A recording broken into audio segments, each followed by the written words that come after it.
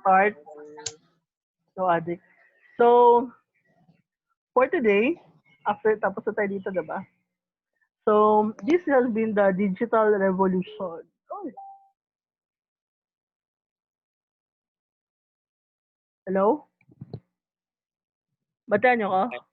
Yes, Yes, ma'am. ma'am. Okay. Yes, So, ma'am. in the Yes, past, ma'am. masyadong minomonitor ng people dito sa atin is the Industrial Revolution. Ano yung Industrial Revolution? Yung pagpapalaganap ng industry.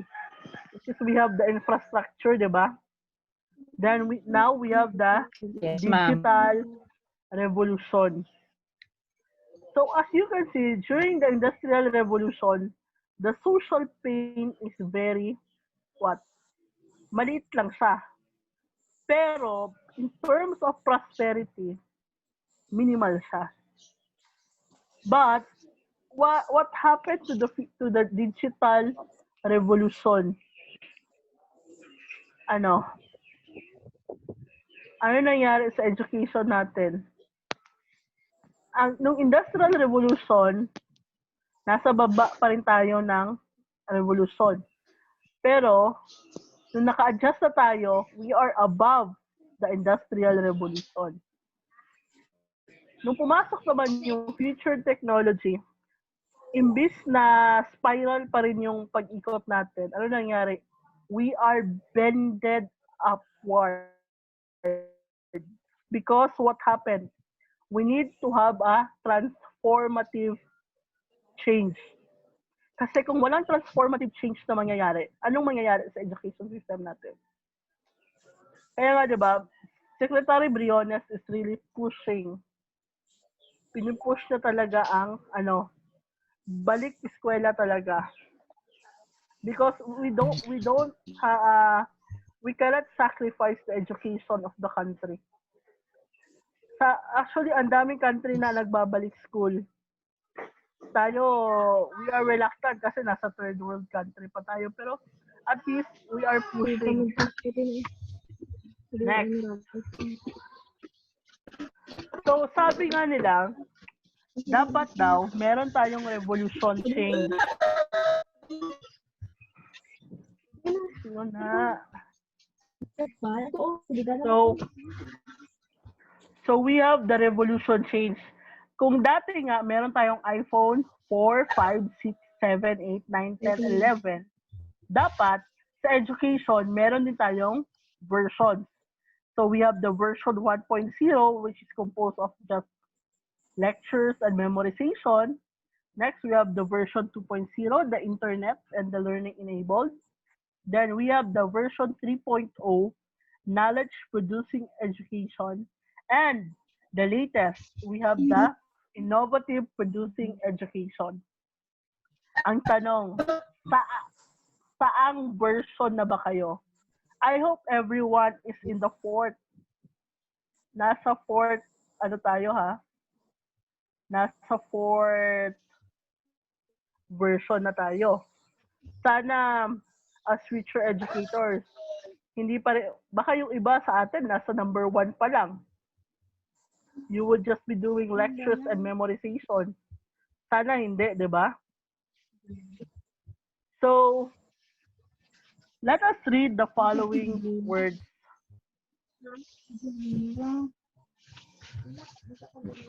For schools and universities to continue to produce successful graduates, they must prepare their students for a world where cyber physical systems are prevalent across industries. So, paki-screenshot ito ulit. Paki-screenshot siya.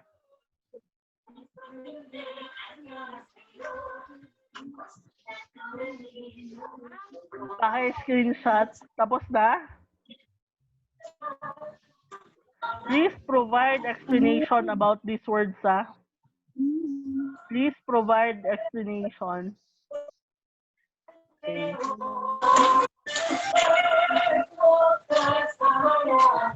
So na. Pakimute. Let's check. Guys, pag-mute na lang. Ma'am, tinimute mo sarili, be. Hindi, pwede mute out. Hindi na ako siya makakuha yung hintas ah. Okay. So, next is, according to McGraw-Hill, education, 62%, sige lang, huwag na lang yan. So, I have your question. Please answer sa chat. Pakimute ang inyong sarili. Sadyo, pakimute, Sadyo.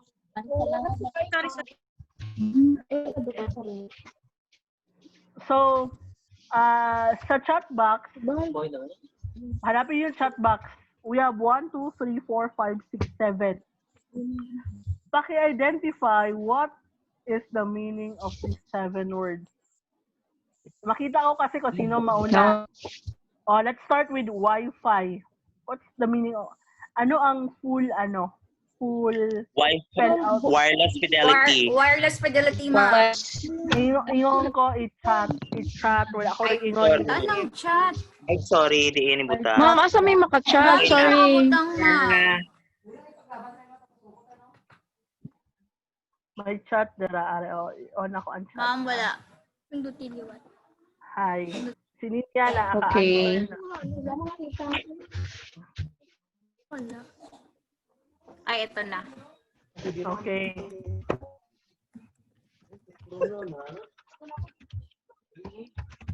Okay.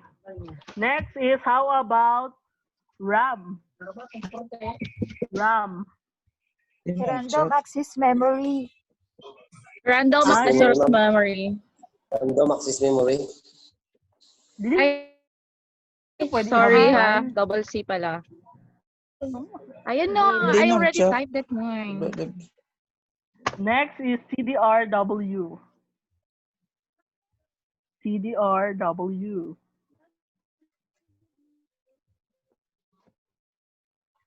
What does CDRW means?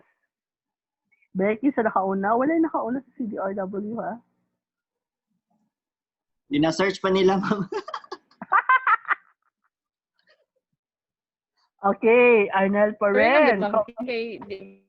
Rewritable. How about TTYL?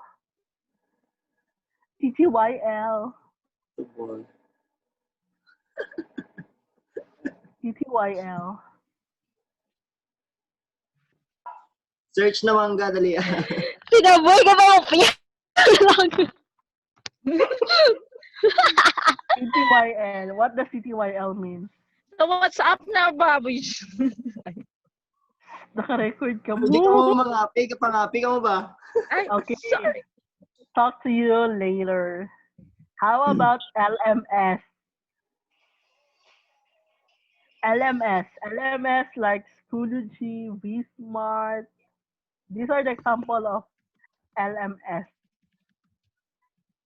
Okay. Learning modality. Di ba learning management system? Modality. Next is PM.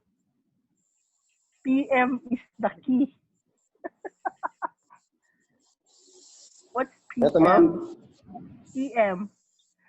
Private Private. message. Next is we have HD. Private message. Okay. Tama si Eddie. High definition. So, paki-off muna ng inyong mga audio. Kaya ako lang muna. So now, okay lang. We would be talking about the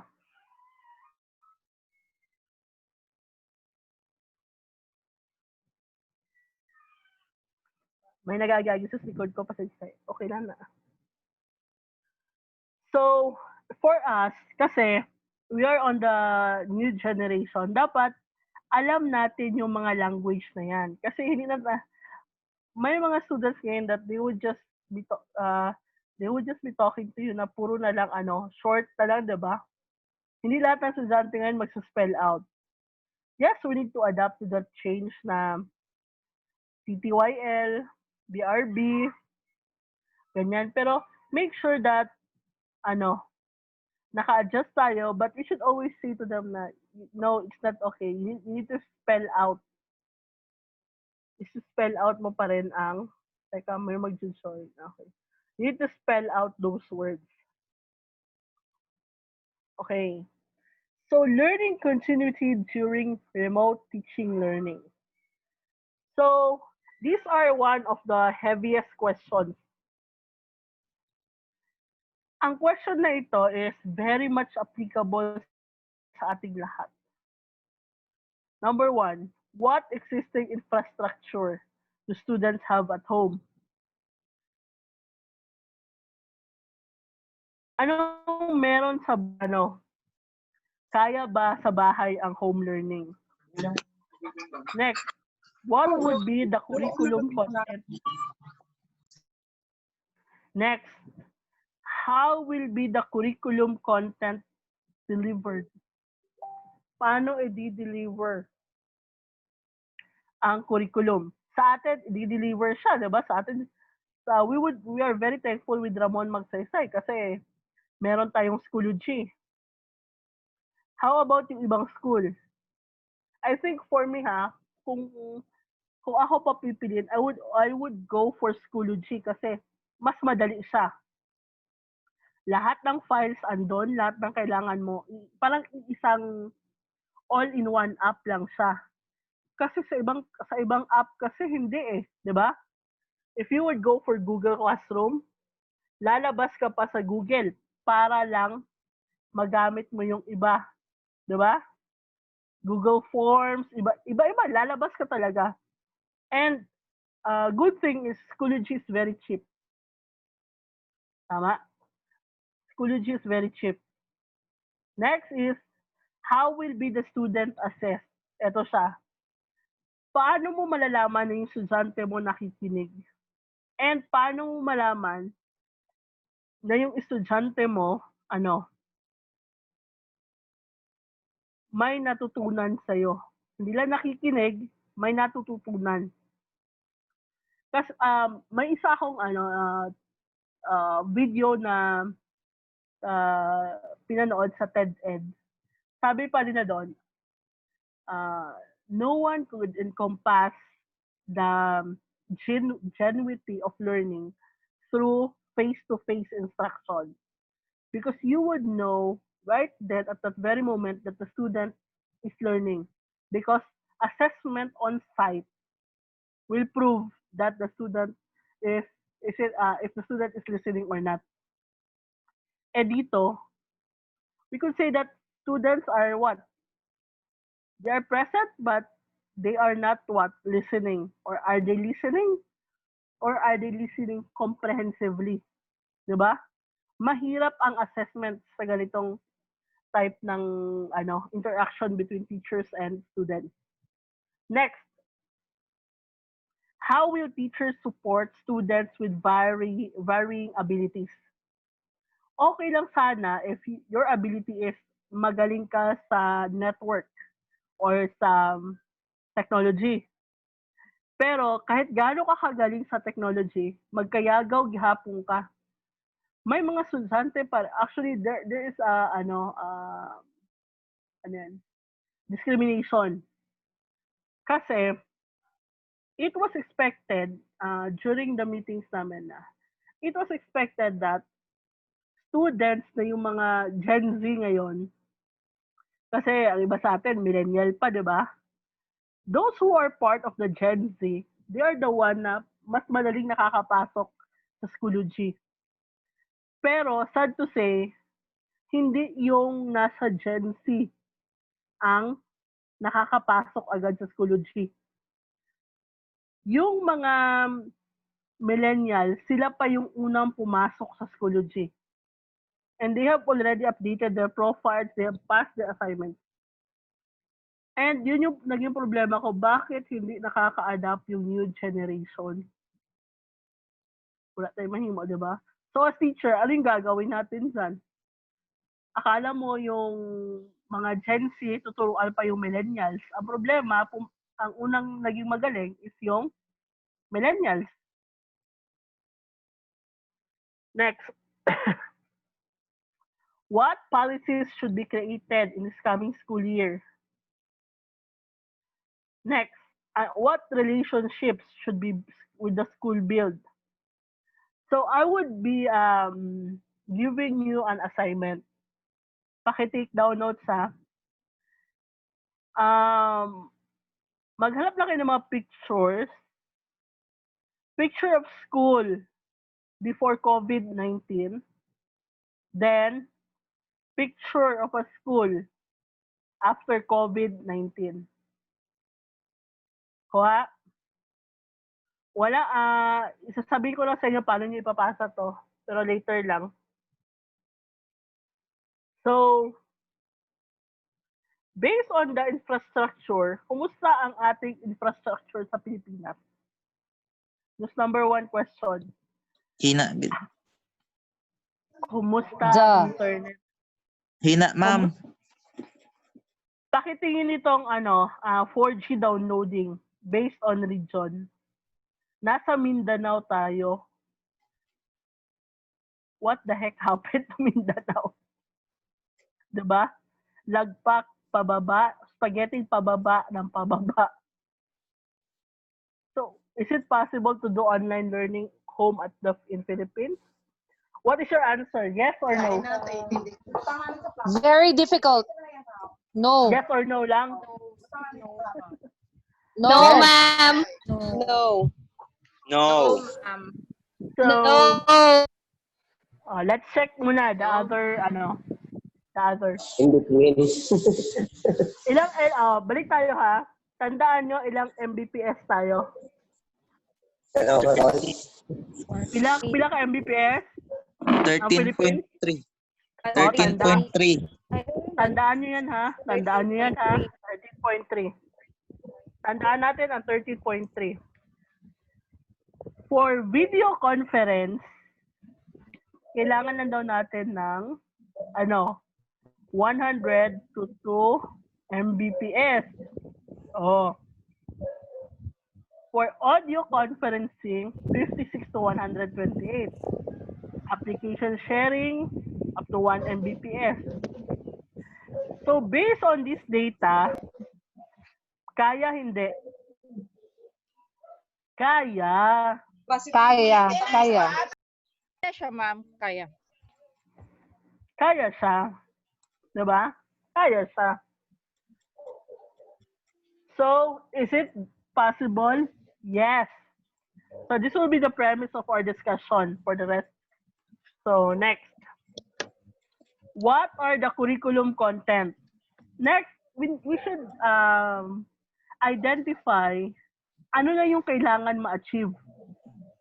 Kasi 'di ba?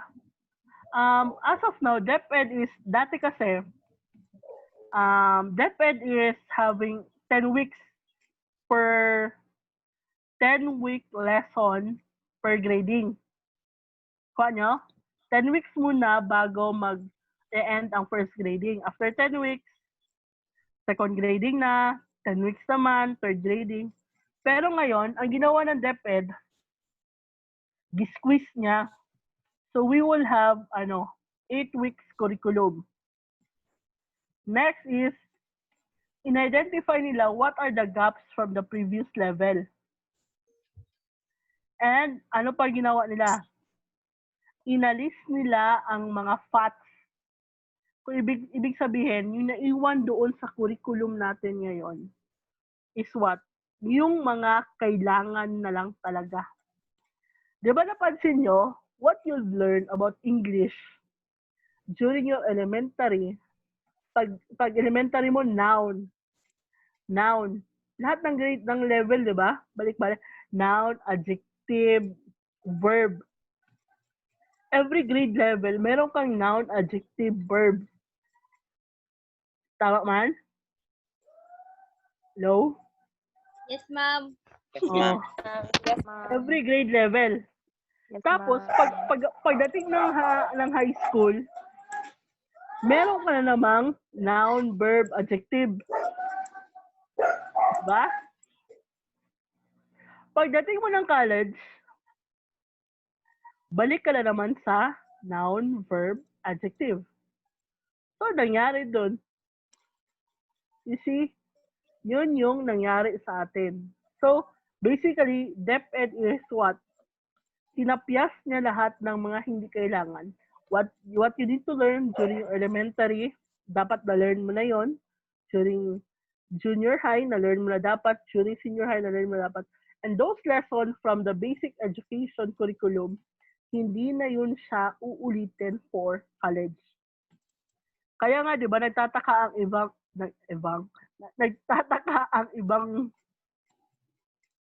ibang bansa sa atin. Why do we have 4 years of colleges? 4-year college. Di ba? Whereas, sa kanila, they only have 2 years in college. Kung ano pa, puro eduk lang yung subject. Puro eduk subject. Wala na yung mga English, mga math, kasi para sa kanila, let's do it. Kung education ka, you will have only eduk subjects. So, what you need? You need your learning style assessment and your digital copies of your syllabus. Next, how will the course content be delivered? Kung dati, meron tayong Bloom's Taxonomy. Ngayon, meron na tayong Bloom's Digital Taxonomy. Sige lang, magbigyan ko lang kayo ng kopya nito. Iba na ang assessment if you have the Bloom's Digital Taxonomy. So, meron na lang what to do. Your objectives, your communication channel, and your Bloom's Digital Taxonomy, and your learning, your LMS, Learning Management System, or katulad dito. So, halimbawa, magpa-activity ka sa estudyante. Ang pinaka-lower, searching. Kita nyo? Pakita nyo hindi? Makita, ma'am. Yes, ma'am. Kita, ma'am. Kita po. Para kay Bloom's Taxonomy, ang pahanap internet. Next is pa-subscribe ka. Next is uploading. Next is validating, moderating. Then, ang pinaka-best part is directing. Kasi nga, if you were to direct, nasa higher order thinking skill. Halimbawa, magpagawa ka ng activity. Okay, for this activity, gagawa kayo, sa story, may babasahin kayong story. Halimbawa, okay, bookmark lang yung mga important details. So that would be what? The lower order thinking skills. Or, sunod, magpapagawa ka ng journal. Lower din yun. Then, you would have the calculating. Pero, pag mind mapping na, grading, ang pinakamalakas talaga is blogging. So, as much as possible, sabi ni Bloom's Taxonomy, saan dito ang dapat gamitin? Kaya hindi na kayo magtaka kung lahat ng output nyo, blog, filming, podcast, and directing. O, pwede rin mag-test, mag-post, mag-moderating. Or pinakababa na talaga, let's try the mind mapping. So, next time you do an activity, always make sure that you consult the Bloom's Digital Taxonomy. Kay base, ang balong ka-teacher nyo, we are on the digital na talaga. Bakit yung activity mo ganito? Bakit ganyan? So, let's have the word cybergogy. Ay, mali. So, paki-screenshot ng cybergogy. Wait lang, ma'am. Paki-screenshot ni cybergogy.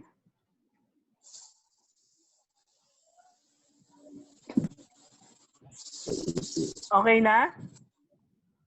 Yes, ma'am. Yes, ma'am. So, cybergogy, ang gagawin nyo kay cybergogy, you look for pictures that correlate or explain cybergogy. Kuha?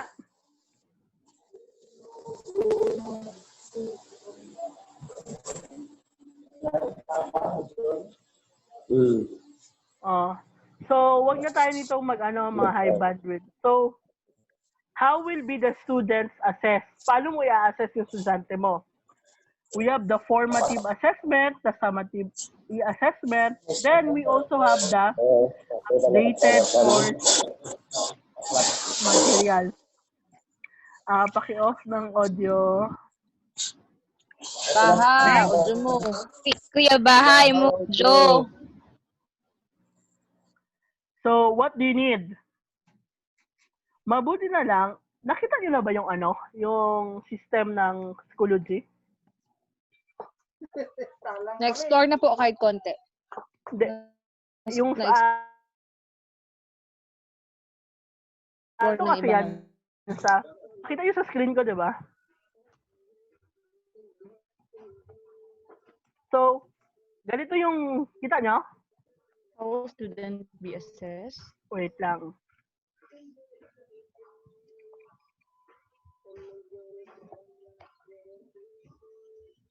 Ito lang. Wait.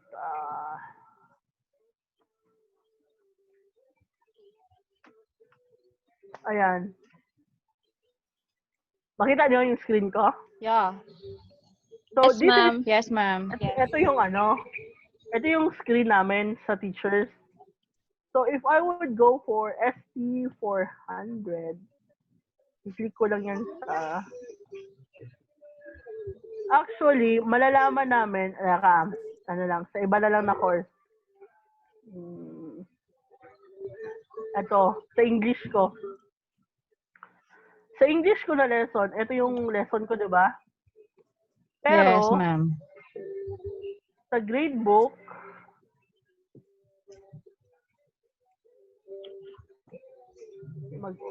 kaya eh. Wait.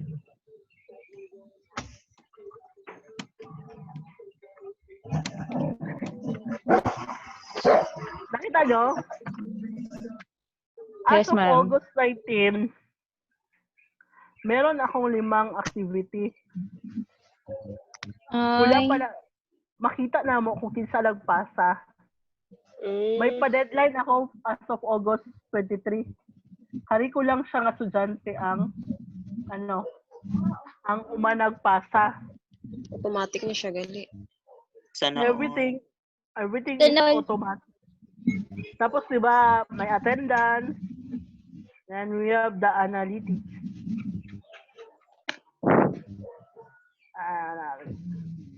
Dito sa analytics, ngunit siya ang pinaka-lingaw. Malalaman namin kung pumasok ka sa klase o hindi. Alam namin kung sino pa yung... Hindi galikad. yo! Ay, di madala-dala. Kaya careful kayo masyado kasi we would know ilang oras sa klase pumasok. Ala ibig sa Gmail. Kasi iba Recorded recorded tanan. Tapos off na. Gawas. What if, ma'am, mag-open ka Schoology, for example, hindi mo oras ng klase mo, okay lang recorded gihapon or Yes. mag-zoom. Recorded siya, tapos, pero kung magipasa ka, malalaman din namin yun. Hala ako kay everyday morning. That's Oh, wala problema. Wala Pwede problema yan. absent dash A. Dili Dash po. A ka na mag-absent. Sobra na ako ka-present. Okay ba? So, that's the power of the system. Masyado naming alam kung ano yung ginagawa nyo. So, dili mo kawala. Wala mo kawala sa system. Iyay ka. So may gradebook, ebook, meron na yun sa lahat. So, some recommended. So, pwede kayo mag-case discussion, guided research, photo submission, video submission. Para ito sa mga low bandwidth ha, yung mga mahina lang yung Mbps. So, kaya ito siya actually. Next is how will the teacher support? Next, ano dapat gawin ng teacher? We should identify your types of learners. Kasi kung hindi mo ma-identify, alam mo naman, di ba? Alam mo naman, as a teacher, alam mo naman kung sino yung mga magagaling, sino yung mahihina, alam mo yung kailangan talagang tulungan. Next is, you should also be a motivational teacher and very engageful. Kasi kung hindi, do you think magsusurvive yung estudyante mo sa klase? Hindi naman, di ba? Next is training for implementation. Kaya nga, hindi tayo dapat mawala ng pag-asa dito sa paggamit ng LMS. Kasi kung hindi tayo magamit ng LMS, isipin nyo, sa generation nyo kasi nag-start ang, yung kailangan na talagang gamitin yung LMS. Kung hindi kayo marunong gumamit ito, anong mangyari? Kailan ba kayo matututo? Diba? Nga. Tapos kayo ba yung first graduate after COVID-19? So, next we have the online student learning style assessment, bibliography, and then the online course guides or packet. Wait, sila nag-ano? Sila okay, off, be. Okay. So what must be done? We should create new policies. Kasi nga, mahirap siya kasi first, number one is we have the time allotment per lesson. The time allotment per lesson is dapat alam mo kung ilang oras ka dapat magtuturo.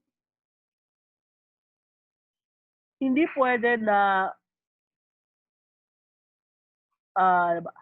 mag-on muna kayo ng mic, be. Ito tanungin ko sa inyo. On kayo ng mic. Meron kasing policy na dapat the group chat is just for reminding the students. Pero lahat ng lesson na gagawin is dapat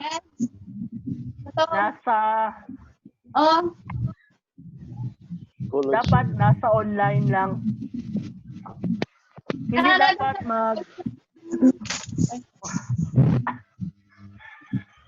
hindi dapat magbigay ng lesson sa labas ng Schoology. Next is data privacy. Dapat i-consider natin ang data privacy ng mga estudyante. Kaya nga, hindi pwede na mag-chat sa group chat. May mga chat na sa group chat, pero as much as possible, all transactions should be done in Schoology. Next is official cloud storage. Dapat meron kayong cloud. Meron ba kayong mga cloud account? Siyempre, ma'am, wala. Wala, ma'am. So please, next is hiring support staff. Kumusta ang support staff ninyo? Pagka-support. Sorry, I have squads. Next Sorry guys, is I have squads. so, Tama. budget I have a lot of allocation. classmates. Ma'am, excuse me, dali mo mga is out there pwede. Sa budget May pass. budget. May budget ba kayo? Ah, Oh, mo lagid ma. Grading policy. Wyged. Kaya na. Next is we have the routine and checklist. So, paki-screenshot ito. Okay. Let me check. Gawa kayo ng kahit 5 policies per category.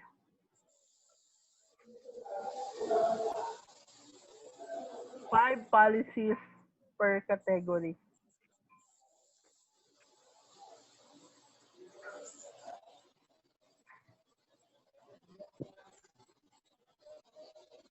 Okay na?